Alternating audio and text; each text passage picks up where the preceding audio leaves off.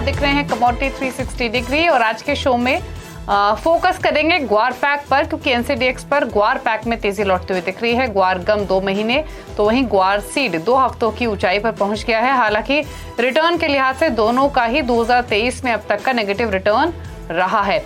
ऐसे में सवाल उठता है कि दोनों की कीमतों में इस तेजी के पीछे क्या कारण है, बुआई का क्या हाल है, मंडियों में सप्लाई कैसी है।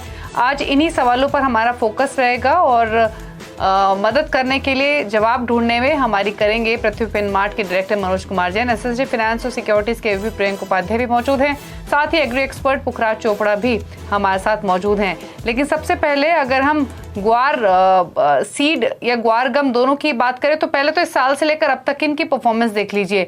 अगर ग्वार गम को देखेंगे तो फरवरी ऑनवर्ड्स इन कमोडिटीज ने गिरना शुरू किया था और हर महीने नेगेटिव रिटर्न्स ही इन्होंने दिए हैं। सिर्फ एक जुलाई ऐसा महीना रहा है जहां पर पिछले कुछ दिनों की तेजी की वजह से रिटर्न पॉजिटिव आते हुए दिख रहे हैं, 3% के आसपास के।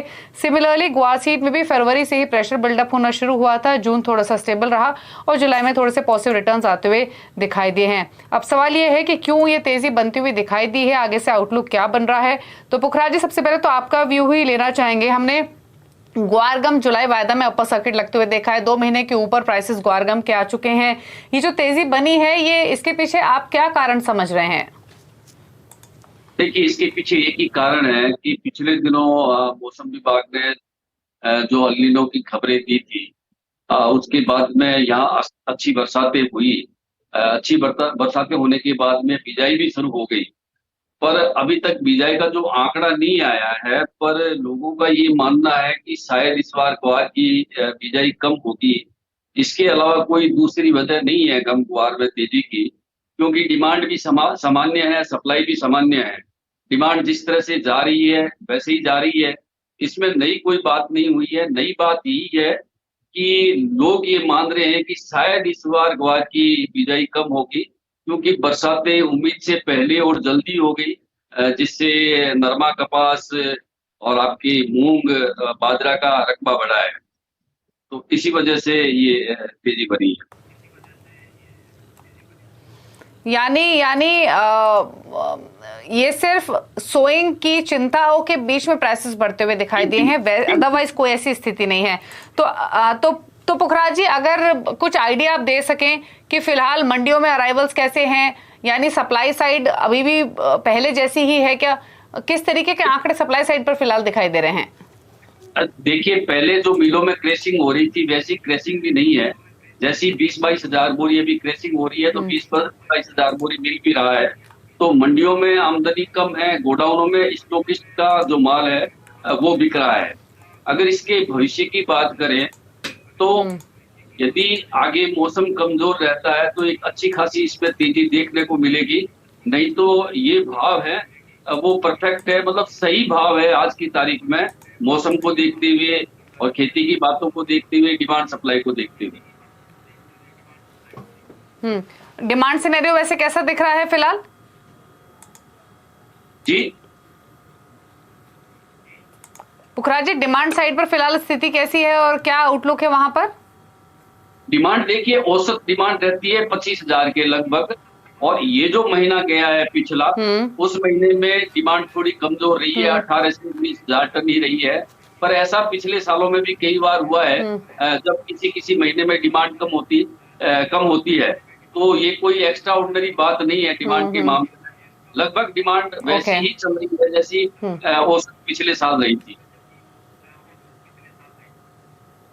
ओके, ठीक है। अच्छा मनोज जी, आपकी राय क्या है? हमने पिछले साल एंड से हमने प्रेशर बनना शुरू हुआ था ग्वार पैक में, और वजह यही थी, ना तो डिमांड को इतनी वाइब्रेंट थी और दूसरी तरफ जो प्रोडक्शन भी रही थी वो भी काफी हार्ड साइड पर थी। इनफैक्ट पिछले साल के अगर आप आंकड़े देखेंगे तो सोइंग एरिया भी ऑलमोस्ट डबल रहा था, जिसकी वजह से प्राइसेस अंडर प्रेशर रहे हैं।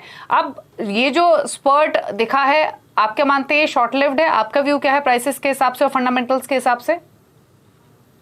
फंडामेंटल्स के बारे में तो दीपाली जी ऑलरेडी यहाँ पे पुखराज जी ने बताया कि जिस तरह से जो यहाँ पे सोइंग को लेकर के अभी क्लियरिटी नहीं है कि इस वर्ष सोइंग कैसी रहेगी। साथ ही यहाँ पे जो सोइंग स्टेट है स्पेशली राजस्थान, वहाँ पे मौसम और मानसून की बारिश को लेकर के भी थोड़ी चिंताएं हैं।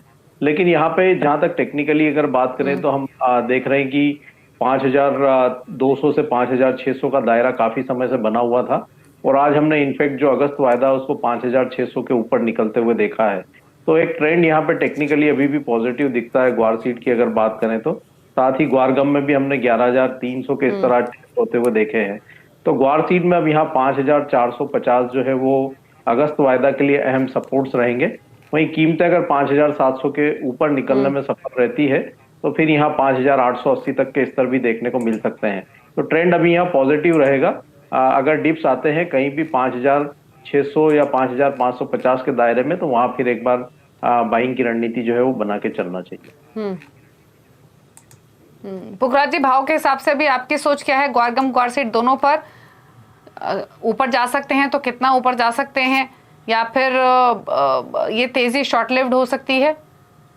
देखिए, ये अभी जो तेजी बनी है, जैसा मैंने बताया कि बीजाई की वजह से बनी है।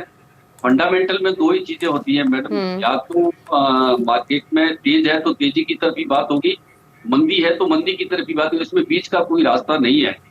तो अगर मौसम आगे वीक रहता है तो निश्चित रूप से इसके भाव बढ़ेंगे, और अगर जे मौसम अच्छा रह जाता है और ग्वार की बिजाई के आंकड़े भी अच्छे आ जाते हैं तो लगभग 200-300 रुपए मंदी के साथ में इन्हीं भावों पे ये चलता रहेगा। ओके ओके, तो देखना होगा किस तरीके के नंबर्स आते हैं। लेकिन हाँ, राजस्थान से 80% के आसपास का उत्पादन होता है ग्वार का। अब रेन प्रोग्रेस को लेकर, सोइंग प्रोग्रेस को लेकर डिपेंड करेगा, लेकिन इसी एंटिसिपेशन में प्राइसेस हमने बढ़ते हुए देखे हैं ग्वारगम ग्वार सीड दोनों के ही। आपको जो स्ट्रैटेजी बताई है मनोज कुमार जैन ने, उसके हिसाब से डिप्स पर आप खरीदारी करके ही चल सकते हैं। फिलहाल अगर आप देखेंगे तो 11280 पर ग्वारगम ट्रेड कर रहा है और ग्वार सीड 5535 के लेवल्स पर। मनोज जी, एक चीज और समझना चाहेंगे, आपने बताया है कि डिप्स पर बाय करके चल सकते हैं, लेकिन अगर थोड़ा सा ब्रॉडर आउटलुक लें, हालांकि काफी चीजें इस पर डिपेंड करेंगी कि किस तरीके के स्विंग नंबर्स आते हैं, उत्पादन को लेकर क्या स्थिति रहती है, जो कि इसका लॉन्गर टर्म ट्रेंड डिसाइड करेगा। लेकिन सो फार सिचुएशन को देखते हुए स्लाइटली ब्रॉडर पर्सपेक्टिव क्या है दोनों ही कमोडिटीज पर, ग्वारगम ग्वार सीड दोनों? देखें तो अभी यहाँ पे जो ग्वार सीड का रेंज समझ में आता है, जो अगस्त वायदा अभी एक्टिव कॉन्ट्रैक्ट है, डाउन साइड में यहाँ 5350 और अप साइड में 6000, ये दायरा एक लग रहा है अगले 1 से 1.5 महीने के लिए। वहीं अगर ग्वारगम की बात करें तो अभी जो अगस्त वायदा 11300 के आसपास चल रहा है, यहाँ 10500 से 12000 का दायरा जो है वो रह सकता है। ओके, चलिए, तो ये रेंज की बातचीत हुई है ग्वार पैक पर, ग्वारगम ग्वार सीड दोनों पर। चलिए, शुक्रिया पुखराज जी आने के लिए शो में और क्विक व्यूज अपने देने के लिए। तो देखना होगा कि प्राइसेस की डायरेक्शन क्या रहती है। फिलहाल तो अपवर्ड साइड पर बने रहेंगे जब तक कुछ क्लैरिटी नहीं आती है, लेकिन इसी एंटिसिपेशन में कि सोइंग के नंबर्स थोड़े इम्पैक्ट हो सकते हैं मॉनसून की चाल की वजह से, और इसी वजह से हमने भाव बढ़ते हुए देखे। लेकिन अगर आप एग्री कमोडिटी पैक की ओवरऑल बात करेंगे तो हॉट पैक ये बना हुआ है। हम कंसिस्टेंटली बात कर भी रहे हैं, जिसमें हमने स्पाइसेस की भी बात की है, जहां पर टर्मरिक में स्ट्रेंथ बरकरार है। जीरा अगेन थोड़ा सा प्रॉफिट टेकिंग की चपेट में आया है, और स्पाइसेस में अब कोरिएंडर ने भी चलना शुरू किया है, 1.25% ऊपर कर रहा है ट्रेड। एक रिवाइज व्यू ले लेते हैं हर रोज की ही तरह मनोज कुमार जैन से ही। मनोज जी, टर्मरिक 12-13 हजार की तो बात होना शुरू हो गई है, 3.5% ऊपर। अभी जिन्होंने एंट्री नहीं ली है, लेने का सोच रहे हैं, उनके लिए क्या सजेशन टर्मरिक पर, और साथ ही जीरे में आप क्या रिकमेंडेशन दे रहे हैं अपने क्लाइंट्स को, कंसीडरिंग ऑल टाइम हाइस पर ट्रेड कर रहा है, छोटे मोटे डिप जरूर मिलते हैं, लेकिन अभी भी कोई मंदी का व्यू तो नहीं मिला है। क्या सजेशन दोनों स्पाइसेस पर? बिल्कुल, ओवरऑल स्पाइसेस कॉम्प्लेक्स में भी मंदी का ट्रेंड नहीं है, और हल्दी की अगर हम बात करें तो 2 दिन में लगभग 10% की बढ़त यहाँ बनती हुई नजर आई है। एक हर्डल जो था 10,350 का, आज उसके पार कीमतें निकलती हुई नजर आई है। तो अभी यहाँ ट्रेंड पॉजिटिव ही लगता है। इमीडिएट जो टारगेट यहाँ पे टेक्निकली चार्ट पर दिखते हैं वो 11,150 के दिखते हैं। तो कहीं भी डिप्स मिलता है 10,400-500 के आसपास, तो फिर यहाँ लॉन्ग की पोजीशन बनाने की सलाह रहेगी। 10,200 के आसपास का एक स्टॉप लॉस लगाएं, ऊपर में 11,100 तक का लक्ष्य लेकर के चल सकते हैं। जीरा यहाँ काफी सेंसिटिव कमोडिटी है और लेवल्स के हिसाब से मूवमेंट काफी बड़ी है, लेकिन ट्रेंड अभी भी यहाँ पॉजिटिव है, तो शॉर्ट साइड जाने की सलाह नहीं रहेगी।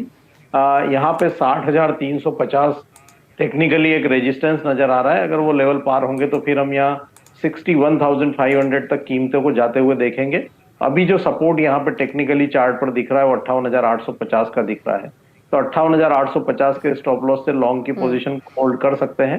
61,500 के आसपास के स्तर मिले तो वहां पे मुनाफा वसूली कर ले। ओके, ठीक है, 61,500 जाए तो मुनाफा वसूली करने की सलाह है। जीरे में भी टर्म मनी में तो स्ट्रेंथ रही है। अच्छा मनोज जी, एक राय आपकी कॉटन पर भी चाहिए, जहां पर कई सारे फैक्टर्स इस समय रोल प्ले कर रहे हैं। लोअर यील्ड्स की बातचीत हो रही है, एक्सपोर्ट्स इम्पैक्ट हो रहे हैं, प्राइसेस अगर इंटरनेशनल मार्केट से कंपेयर करें तो अभी भी भारतीय बाजारों के ऊपर की तरफ ही बने हुए हैं। सोइंग को लेकर चिंता है बारिश की वजह से ही। सिमिलरली क्या व्यू है आपका कॉटन पर इन लेवल से? कॉटन में भी एक दायरा बना ही रहेगा, क्योंकि हम इंटरनेशनल मार्केट में देख रहे हैं कि जो आइस फ्यूचर है वो 76 से 84 सेंट के दायरे में बना हुआ है। तो जब तक ये दायरे से बाहर नहीं निकलता, भारतीय बाजारों में भी हमारा मानना है कि एक सीमित दायरे में ही ये कमोडिटी बनी रहेगी। MCX कॉटन अगस्त वायदा की अगर बात करें तो जो भी रेंज यहाँ पे दिखाई देती है 54,000 से 58,500 की दिखाई दे रही है। तो ये रेंज में ही अगले एक महीने यहाँ बना रह सकता है। और जैसे जैसे सोइंग के अपडेट्स आएंगे तो उस हिसाब से फिर यहाँ पे एक ब्रेकआउट या ब्रेकडाउन देखने को मिल सकता है। लेकिन अभी यहाँ पे एक रेंज में जो ट्रेड है वो बना रह सकता है अगले एक महीने की। ओके, चलिए, तो ये तो स्ट्रैटेजीज हुई एग्री स्पेस में। अब बात कर लेते हैं सोने की, जहां पर हालांकि दायरे में कारोबार रहा है लेकिन प्राइसेस अब थोड़ा सा इंच अप होते हुए आपको दिखाई देंगे। इंटरनेशनल मार्केट्स में $1940 पर कारोबार कर रहा है, घरेलू बाजार में 59,000 के आसपास। तो प्रियंका, एक चीज तो क्लियर है, जिस तरीके का ट्रेंड गोल्ड ने दिखाया है कि एक नया बेस बना लिया है 57,600 के आसपास के लोस के बाद। अब नजरें तो यूएस के इन्फ्लेशन डेटा पर भी हैं, and then further July end में जो फेड मीटिंग होगी उस पर भी नजरें रहेंगी। लेकिन डॉलर भी सॉफ्टन हुआ है, ये तमाम फैक्टर्स रहे जिससे सपोर्ट मिला है। इंपॉर्टेंट ये है कि $1950 के ऊपर अभी भी अंतर्राष्ट्रीय बाजारों में प्राइस नहीं निकला है। शायद जब निकलेगा तब ज्यादा कॉन्फिडेंस आएगा। बट यूएस इन्फ्लेशन डेटा से पहले क्या व्यू आप लेकर चल रहे हैं, क्या स्ट्रैटेजी रिकमेंड कर रहे हैं और ब्रॉडर आउटलुक क्या है गोल्ड पर? Good evening. यहाँ पे मुझे लगता है कि गोल्ड में जिस तरह से हमने लास्ट फ्यू ट्रेडिंग सेशंस में डॉलर इंडेक्स में जो वीकनेस दिखा है उसका एक क्लियर कट फायदा गोल्ड को आता हुआ दिखा है। हम 4-5 दिन पहले 1900 के पास ट्रेड्स कर रहे थे और अभी 1935 1940 के रेंजेस में इंटरनेशनल मार्केट्स में ट्रेड्स हो रहे हैं। तो मुझे लगता है कि ये कल जो इन्फ्लेशन का डेटा है उससे क्यूज लेगा मार्केट। तो तब तक going into the inflation numbers मुझे लगता है कि गोल्ड में एक दायरा रहेगा 1940 1945 ऑन द हायर साइड एक रेजिस्टेंस का काम करेगा और 1910 1900 का एक सपोर्ट काम करेगा। घरेलू मार्केट्स में मैं रेंज देख रहा हूँ कि अराउंड 59,000 के आसपास 59,000 59,200 ऑन द हायर साइड और ऑन द लोअर साइड 58,300 58,000 ये एक सपोर्ट का काम करेगा। तो मोर और लेस ये दायरे में गोल्ड के prices going into the inflation data और जिस तरह से फेड का डिसीजन आएगा बाय जुलाई एंड वो एक ट्रिगर देगा गोल्ड के मार्केट्स को गोइंग फॉरवर्ड। ओके, चलिए, तो स्ट्रैटेजी रही गोल्ड पर। सिल्वर पर भी कमेंट ले लेते हैं मनोज जी का। मनोज जी, आपके सजेशन सिल्वर पर? गोल्ड के कंपैरेटिवली तो बेस ऊपर शिफ्ट हुआ है, 71,500 के आसपास कारोबार कर रहा है यहाँ पर। हालांकि बेस मेटल्स का रिएक्शन भी इंपॉर्टेंट होता है, शायद इसीलिए आज भाव भी थोड़ा ऊपर है। क्या सजेशन है इस तरह से सिल्वर पर? सीमित दायरे में बने हुए हैं और यहाँ पे जो संभावनाएं जताई जा रही है चाइनीज स्टिमुलस की, अगर वो आता है तो एक बेस मेटल्स में अच्छा ब्रेकआउट जो है वो बनता हुआ नजर आएगा। लेकिन सिल्वर कहीं ना कहीं गोल्ड को फॉलो करती हुई दिख रही है और अभी हम देख रहे हैं कि $23 के ऊपर इंटरनेशनल मार्केट में कीमतें सस्टेन हो रही है। भारतीय बाजारों में भी जो 71,000 का दायरा था वो यहाँ पार होता हुआ नजर आया है। तो यहाँ पे कल इन्फ्लेशन के जो नंबर्स आना है यूएस के, उसके पहले अगर कुछ डिप मिलता है 70,600-700 के दायरे में तो वो एक अच्छी अपॉर्चुनिटी होगी बाइंग के लिए निचले स्तरों पर। तो थोड़े डिप का वेट करें, 70,600-700 के दायरे में मिले तो वहां बाइंग करें। 70,100 का एक स्टॉप लॉस रखें। हमारा मानना है कि कल यूएस इन्फ्लेशन के बाद एक बार कीमतें फिर से 72,500 तक के स्तर जो है वो दिखा सकती है। तो डिप्स में बाई की सलाह यहाँ पे सिल्वर में रहेगी। ओके, चलिए, तो ये स्ट्रैटेजी रही सिल्वर पर, जहां पर बाय ऑन डिप्स की स्ट्रैटेजी के साथ आप चल सकते हैं। चलिए, रुक रहे हैं इसी के साथ एक ब्रेक के लिए। लौटेंगे तो एनर्जी पैक पर फोकस करेंगे और साथ ही बेस मेटल्स जहां पर बाइंग देखने को मिल रही है यहाँ भी समझेंगे आगे का आउटलुक। जल्द वापस आते हैं छोटे से ब्रेक के बाद। आप देख रहे हैं कमोडिटी 360 डिग्री। फोकस करते हैं स्ट्रैटेजीज पर और बाकी सारे कमोडिटीज पर भी। हमारे साथ मनोज कुमार जैन बने हुए, प्रियंक उपाध्याय हैं। पहले प्रियंक से पूछ लेते हैं उनकी टॉप ट्रेडिंग कॉल्स, उसके बाद बाकी कमोडिटीज पर करेंगे बातचीत। प्रियंक, बताइए कुछ ट्रेड्स जो आपने आइडेंटिफाई किए हों। मेरी पहली पिक आज नेचुरल गैस में रहेगी। हमने देखा है कि नेचुरल गैस में 200 के ऊपर अच्छा सस्टेनेंस और एक्सेप्टेंस है, और बुल्स दिख रहे हैं कि एक बार 230 235 तक एक रैली आ सकती है। तो यहाँ पे बाई की सलाह रहेगी अराउंड 216 के आसपास, 206 का स्टॉप लॉस रहेगा, 232 के शॉर्ट टर्म टारगेट्स रहेंगे। दूसरी पिक हमारी जिंक में रहेगी। जिंक पे भी हमने देखा है कि 210 का एक काफी अच्छा सपोर्ट बिल्टअप हुआ है, और यहाँ से मुझे लगता है कि 220 222 तक का एक उछाल आ सकता है। तो यहाँ पे बाई किया जा सकता है 215 के आसपास, 212 का स्टॉप लॉस रहेगा, 221 के शॉर्ट टर्म टारगेट्स रहेंगे। ओके, तो जिंक और नेचुरल गैस पे ट्रेड लेने की सलाह है। मनोज जी, आपके रिकमेंडेशंस क्या हैं? यहाँ पे एग्री पैक में ओवरऑल स्पाइसेस पैक में अच्छी मजबूती देखने को मिल रही है, और कोरिएंडर में भी अब निचले स्तरों से अच्छी रिकवरी देखने को मिली है। तो यहाँ पे अगस्त वायदा में 6880 के स्तर पर बाइंग की सलाह रहेगी। 6770 का एक स्टॉप लॉस लगाएं, लक्ष्य रहेगा 7040 का। साथ ही यहाँ पे कैस्टर सीड वायदा में भी हमने एक अच्छी बढ़त जो है आते हुए देखी है, तो मोमेंटम कंटिन्यू हो सकता है। तो यहाँ भी 6080 के स्तर पर बाइंग की सलाह रहेगी, 6010 के स्टॉप लॉस से। लक्ष्य जो रहेगा वो 6220 का रहेगा। ओके, तो कैस्टर सीड और कोरिएंडर पर खरीदारी की सलाह है। अच्छा, नेचुरल गैस की तो आपने बात की प्रियंक, लेकिन कच्चे तेल पर राय क्या है? यहाँ भी 6000 के आसपास प्राइसेस टिके हुए हैं। इंटरनेशनल मार्केट्स में भी $80 के नजदीक। क्या आपको लगता है कि ये अपनी रेंज के हायर एंड पर अब आ चुका है, या यहाँ से बढ़ने की चांसेस है? हमने लास्ट टाइम भी डिस्कस किया था कि क्रूड ऑयल में एक range breakout on the higher side होगा, और वही हो रहा है। मुझे लगता है कि अभी भी थोड़ा बहुत rally on the higher side तक जा सकता है, अराउंड 6200 के आसपास तक। यहाँ से अभी जो भी करेक्शन आता है, मे बी अराउंड 5900 5800, वो एक अच्छे जोन से रहेंगे जहाँ पे फिर से सपोर्ट इमर्ज होता हुआ दिखेगा, और वहां से मुझे लगता है फिर से एक बार हम 6200 तक का एक रैली एक्सपेक्ट कर सकते हैं क्रूड ऑयल में। ऑन द लोअर साइड मुझे लगता है कि 5700 5650 ये एक गुड सपोर्ट रहेगा जो ब्रेक नहीं करना चाहिए। अच्छा, आपने जिंक की तो बात की, लेकिन एल्यूमिनियम भी स्ट्रेंथ दिखा रहा है। प्रियंक, यहाँ क्या व्यू है आपका? एल्यूमिनियम में मुझे लगता है कि slow and steady grind higher रहेगा। अभी भी 194 193 ये एक सपोर्ट है इमीडिएटली। वो जब तक होल्ड करता है, मुझे लगता है कि एक काउंटर ट्रेंड बाउंस टुवर्ड्स 200 202 तक आ सकता है। एल्यूमिनियम में स्ट्रॉन्ग बुलिश मोमेंटम मुझे लगता है कि 203 204 के ऊपर सस्टेन होने पर ही एल्यूमिनियम में एक स्ट्रॉन्ग अपवर्ड मूवमेंट हम देख सकते हैं। ओके, बेस मेटल्स में स्ट्रेंथ तो है आज। मनोज जी, आपका कोई ट्रेड होगा क्या बेस मेटल पैक से? बेस मेटल पैक में यहाँ पे कॉपर में एक अच्छी स्ट्रेंथ देखने को मिल रही है, और इनफैक्ट हम देख रहे हैं कि एलएमई पे कीमतें जो अपने सपोर्ट्स लेवल है $8240, उसको स्ट्रांगली होल्ड करती हुई दिख रही है। भारतीय बाजारों में भी कीमतें 720 के स्तर के ऊपर बनी हुई है। तो यहाँ पे कॉपर जुलाई वायदा में 720 के स्तर पर बाइंग की सलाह रहेगी, 716 के स्टॉप लॉस है। लक्ष्य ऊपर में यहाँ 728 तक का लगा के चल सकता है। ओके, तो ये स्ट्रैटेजी रही है बेस मेटल पैक पर, जहां पर एल्यूमिनियम और जिंक में स्ट्रेंथ देखने को मिल रही है 1% के आसपास की। कॉपर ऑल्दो फ्लैट ट्रेड कर रहा है 722 के लेवल्स पर, लेकिन जिंक एक कमोडिटी जहां पर स्ट्रेंथ आप देख सकते हैं सस्टेन होते हुए, और इसीलिए यहाँ पर एक ट्रेडिंग स्ट्रैटेजी आपको बताई गई है। अच्छा मनोज जी, अगर हम एनर्जी बास्केट की बात करें तो तेजी तो हमने नेचुरल गैस में भी देखी है अब इमर्ज होते हुए, और कच्चे तेल में भी। लेकिन अगर ज्यादा कन्विक्शन की बात करें तो किस पर है नेचुरल गैस और कच्चे तेल दोनों के बीच में? लॉन्ग टर्म के लिए अगर कोई रणनीति बनानी हो तो नेचुरल गैस में लॉन्ग टर्म के लिहाज से कन्विक्शन अच्छा है। 210 के ऊपर जब तक ये बनी हुई है, जो ट्रेंड है वो पॉजिटिव यहाँ दिखाई देता है। तो कोई लंबी अवधि के जो ट्रेडर हैं या निवेशक हैं, तो नेचुरल गैस में बाई की पोजीशन लेके चल सकते हैं 210 के नीचे के स्टॉप लॉस से, ऊपर में 245 तक के लक्ष्य के लिए। वहीं शॉर्ट टर्म के लिए यहाँ पे जो क्रूड ऑयल है वहां पे मोमेंटम पॉजिटिव नजर आता है। जिस तरह से ओपेक प्लस की तरफ से जो आउटपुट कट है उसको एक्सटेंड किया गया अगस्त माह के लिए भी, तो वो यहाँ पे जो है कीमतों को सपोर्ट कर रहा है।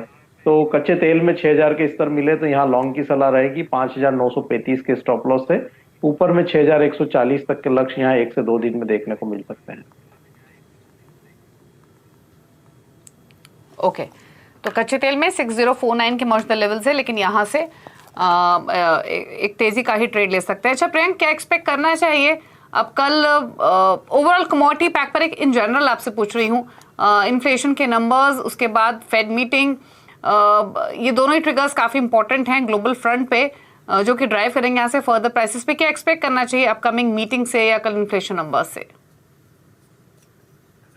जो रेट हाइक्स का एक्सपेक्टेशन है कि 2 रेट हाइक्स का मार्केट ने ऑलरेडी मुझे लगता है कि फैक्टर इन करके चल रही है। तो यहाँ से मुझे लगता है कि अगर कमोडिटीज में जो भी गिरावट आती है, ओवरऑल भी अगर प्रॉफिट बुकिंग, अगर रीसेंट अपमूव का एक प्रॉफिट टेकिंग होता है हायर लेवल से, तो वो एक अपॉर्चुनिटी रहनी चाहिए for the bulls to take on. यहाँ से अगर मैं शॉर्ट टू मीडियम टर्म का अगर बात करूं तो overall commodity as a basket में मुझे बेस मेटल्स काफी अच्छे लगते हैं कि एक रिबाउंड आना चाहिए from the short to medium term perspective. और सेकंड, एनर्जी कॉम्प्लेक्स में जिस तरह हमने नेचुरल गैस के प्राइसेस हमने देखे हैं कि मीडियम टर्म में मुझे लगता है कि नेचुरल गैस अराउंड 300-350 तक जा सकता है बाय दिस ईयर एंड। तो ओवरऑल जो कमोडिटी एज अ बास्केट में देखता हूँ कि बुलियंस में भी अगर गिरावट आती है तो वो एक अच्छे अक्यूमुलेशन लेवल से रहेंगे। तो गोइंग फॉरवर्ड रेस्ट ऑफ 2023 मैं कहूंगा कि कमोडिटीज में एक बुलिश बेट रहना चाहिए इन्वेस्टर्स का।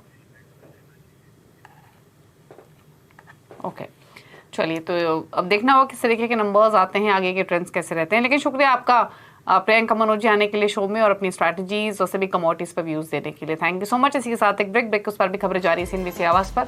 नमस्कार।